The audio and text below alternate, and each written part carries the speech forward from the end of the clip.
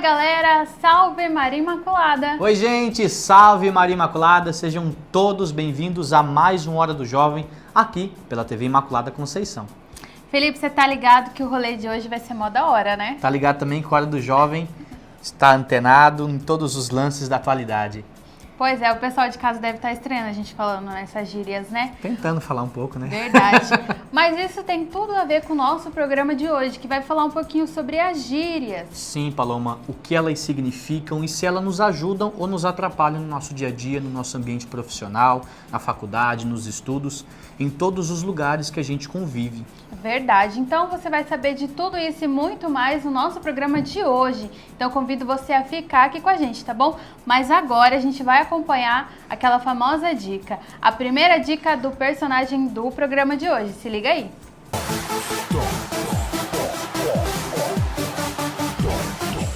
Lutou pela independência do Brasil num período em que nosso país sofria em domínio e exploração de Portugal em 1792.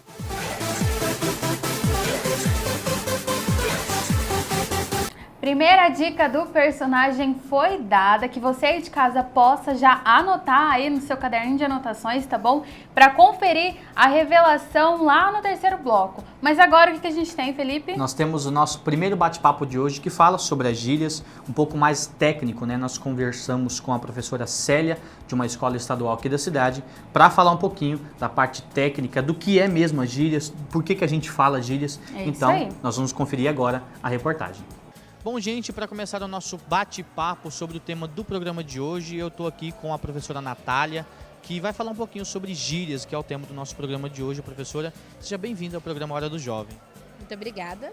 Professora, então diga pra gente o que é uma gíria. Bom, gírias são palavras, né, utilizadas no dialeto falado mesmo, muito organicamente criadas, então a gente não consegue saber como elas surgem, né? Mas elas servem para as pessoas se comunicarem e passarem algo que a linguagem normal, padrão, ela não dá conta, ela não abrange de passar, né? Existe alguma diferença entre jargão profissional, dialeto e a própria gíria? Bom, primeiro, como jargão profissional, você já disse, né, profissional, ele vem de profissão. Então a gente vai ter o jargão policial, jargão jurídico, jargão médico, que são palavras dentro dessas profissões, né, é um escopo de palavras utilizados, novamente, para identificar algo que, às vezes, o vocabulário normal, corrente, ele não dá conta. O regionalismo, né, as palavras usadas em regiões diferentes do Brasil, por exemplo, que nós temos essa grande diferença, essa grande mistura de culturas, isso pode ser considerado como gíria? Então, o regionalismo não, ele é considerado como regionalismo, até porque muitas vezes o regionalismo ele não vai se dar no léxico, né, de palavras diferentes, mas sim as formas de articular as palavras. Por exemplo, nordestino, né? A forma nordestina de falar vamos, é ramo, ramo aí, vamos isso. Então exatamente, ramo aí é uma forma diferenciada de pronunciar uma palavra que é normal na extensão do país toda. Mas existe a língua portuguesa é padronizada no país todo. A própria língua nossa portuguesa acolhe essas palavras que são usadas nessas regiões, ou cada cultura se adequa com as suas palavras e às vezes não são acolhidas pela língua portuguesa? Na verdade a língua, né, essa gramaticalização, né, essa acolhida, ela não dá conta de quase nada da língua, porque a língua é um todo orgânico, né, ela é muito maior do que os livros podem dar conta. Então isso também não é abrangido nem pelo vocabulário da língua portuguesa, nem por nada. A linguagem coloquial, uma norma culta, quando que a gente deve usar? Então, a linguagem coloquial, você deve usar todas as vezes que você estiver numa situação que não seja formal. Então, na sua família, com seus amigos, com as pessoas que você convive normalmente, fora de um âmbito formal, você pode usar a linguagem coloquial. A linguagem formal, ela vai estar mais restrita aos locais em que você tem um certo grau de formalidade. São tribunais, órgãos públicos, tudo isso requer essa linguagem formal. Mas também muito pela situação, né? Que não é uma situação descontraída, não é uma situação normal, é uma outra situação. Quando você vai para um tribunal, você não pode tratar o juiz como se ele fosse seu coleguinha. Então, por isso, você precisa de uma linguagem formal para essas ocasiões, né? E a gíria, ela vai contra as normas da língua portuguesa, a norma culta? Então, hoje em dia a gente já tem uma outra visão, né? A gente que estuda letras, linguística, a gente já tem uma outra visão que, assim, não vai contra, elas coexistem. Cada uma tem o seu espaço, né? A gíria ela vai ter o espaço dela e a linguagem formal também vai ter o espaço dela. A gente aboliu essa ideia do erro, né? Tanto gramatical quanto de concordância.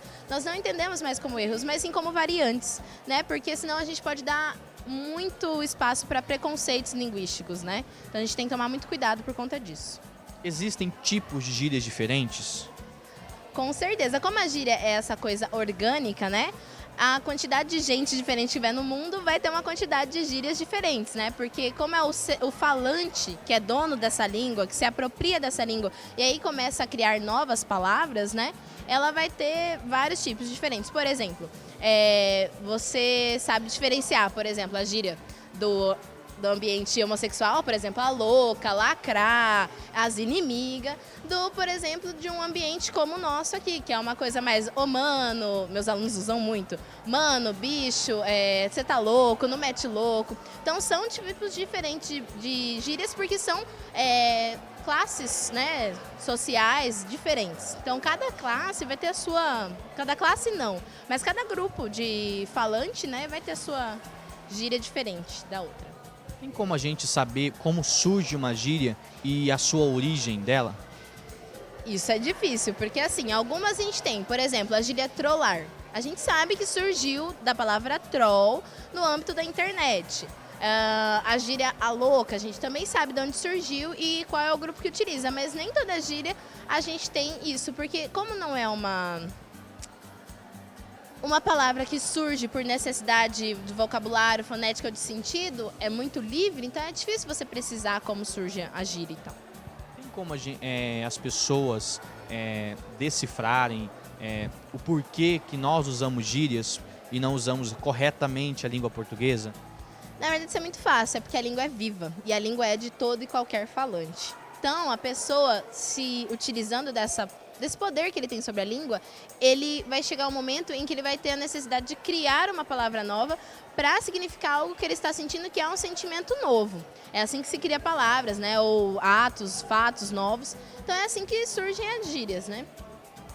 Geralmente, os jovens usam mais gírias ou não tem essa diferença? Os adultos usam, as pessoas mais idosas usam gírias também, as crianças? Eu creio que é essa diferença, porque sim, adultos normalmente utilizam menos gírias, mas eu creio que isso se dá justamente pelo problema da gente estar sempre taxando gíria como errado. Menina, para de falar isso. Eu lembro quando eu era muito nova, eu usava muito cara e meu irmão o tempo todo ficava, para de falar cara, isso é feio. Então você vai começando a se policiar um pouco mais. E também, para ajudar isso, o seu vocabulário vai aumentando. Então, ao invés, às vezes, de você usar gíria, você procura uma outra palavra que signifique isso e que já exista, né, no Volpe. Existem gírias que, às vezes, não comprometem a língua portuguesa, que não demonstram que a própria palavra esteja errado. Existe um lugar apropriado para usar a gíria? Todas as situações informais, locais que se adequem a essas situações, a gente pode usar a gíria. Mas como eu disse pra você não vai chegar num tribunal e chamar o juiz de velho. Pô, velho, aconteceu uma coisa muito louca. Então você tem que saber qual é o lugar que você está e qual é o momento também. Porque às vezes, por exemplo, aqui mesmo no trabalho, na escola os alunos usam gíria para conversar entre eles e às vezes com os professores. Mas na hora de colocar essa linguagem para uma forma escrita, para um trabalho, ou apresentar um trabalho mesmo na oralidade, eles têm a consciência de que eles não devem usar porque é uma atividade formal. O uso de gírias, você acabou de falar em relação à questão de tribunais, pessoas na questão formal. Isso pode prejudicar a pessoa para conseguir um emprego, por exemplo? Então, se ela não souber que isso é uma atividade formal, né, é uma situação formal, pode sim. Mas a gente também tem que tomar muito cuidado, porque às vezes não é tanto o uso de gíria, mas sim o preconceito linguístico que se cria em torno da gíria e até de alguns erros gramaticais, né? Então, eu acho que o que realmente influencia nisso é muito mais o preconceito de quem está contratando, né? Porque essas gírias elas vão ser ligadas a uma classe social, a um jeito de se vestir, a um jeito de viver, né? Então, esse preconceito pode realmente vir do empregador. E é isso que atrapalha mais do que a gíria de fato. Porque todo mundo fala um pouco de gíria, né? É um pouco falso a gente fingir que tem alguém que fale completamente de acordo com o Aurélio, né? Não existe isso. Isso Vem da tradição, da cultura, ou já existia há muitos anos, ou a gente vai inventando uma gíria nova? Como dá para decifrar isso? As gírias, elas fazem parte de um fenômeno da língua muito rico. Porque assim, elas surgem com uma rapidez enorme, elas surgem de diversas formas, por exemplo, de uma novela, algum personagem fala uma gíria, essa gíria pega, ou de algum universo, por exemplo, da internet, né, que é novo, e aí a gente precisa de novas palavras para significar isso. Então assim, não dá muito não, mas... Deixa uma mensagem, professora, para finalizar nosso papo, para que as pessoas usem as gírias, né? Não deixar de usar as gírias, porque isso faz parte da nossa vida, podemos dizer assim, mas que use com moderação. Então, eu acho que todo falante, né, ele tem que ser poliglota na sua língua. Porque ele tem que entender que diversos lugares requerem diversas línguas portuguesas faladas. Então ele tem que entender qual é o momento e qual é o local que ele está. Se esse momento for um momento que é informal, descontraído, ele pode usar gíria, mas lembrando sempre que é sempre muito bom a gente aumentar o nosso vocabulário. Então, o que ele não pode deixar essa gíria é tirar a vontade dele de aprender novas palavras, né, e essa curiosidade. E que quando não é um local, nem um momento adequado para a informalidade, que ele tem que ser formal e que ele tem que respeitar essa linguagem que tem que ser utilizada. Porque senão é a mesma coisa que eu chegar aqui dando aula em inglês para o pessoal que não fala inglês, assim, totalmente inglês. Vou estar inadequado, eu não vou me fazer entender e ainda vai ser uma situação bem constrangedora para mim e para as outras pessoas. Tá bem, professora, obrigado. A TV Imaculada agradece a sua disponibilidade, né? A senhora estava no seu PL hoje, né? Também pelos alunos que a senhora conseguiu para a gente, para falar um pouquinho sobre a questão das gírias, para explicar o que é as gírias, por que nós usamos gírias, né? Nós te agradecemos em nome do programa Hora do Jovem da TV Imaculada Conceição. Obrigada a vocês e precisando estamos aí. Obrigada. Beleza, professora. E eu te convido a não sair daí porque o programa Hora do Jovem tem muito mais.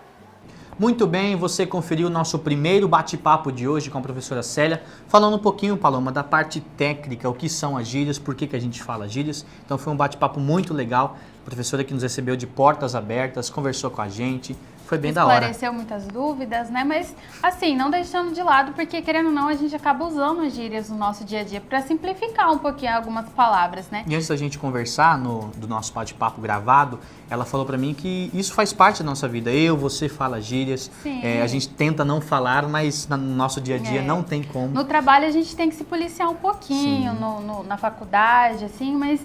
Uma conversa de amigos ali sempre rola, né? Uma gíria, um tipo assim, um tá ligado, né? Mano, da hora. Mano, da hora. Mas isso faz parte. Mas agora você conferiu essa primeira entrevista. Daqui a pouco a gente vai ter uma segunda entrevista bem bacana também, falando sobre o tema gírias, que é o tema do nosso programa de hoje. Mas agora a gente vai conferir a segunda dica do personagem do programa de hoje. Se liga aí.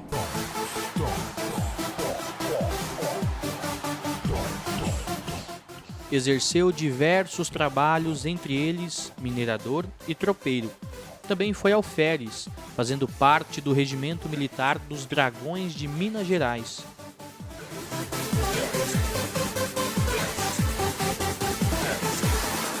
Segunda dica do personagem do programa de hoje já foi dada. Espero que você na sua casa esteja anotando tudo certinho ali, pra no final você conferir e acertar, tá bom? Porque tá fácil, hein, Paloma? Hoje muito tá fácil. Tá da hora. Mamão com açúcar, como diria a minha avó. A gíria da minha avó é mamão com açúcar. 1900 e alguma coisa, né? 1950, minha avó nasceu. Muito jovem ainda. Mas nós vamos dar uma pausa aqui no nosso programa de hoje. Não sai daí, que Hora do Jovem ainda tem mais. Fica aí.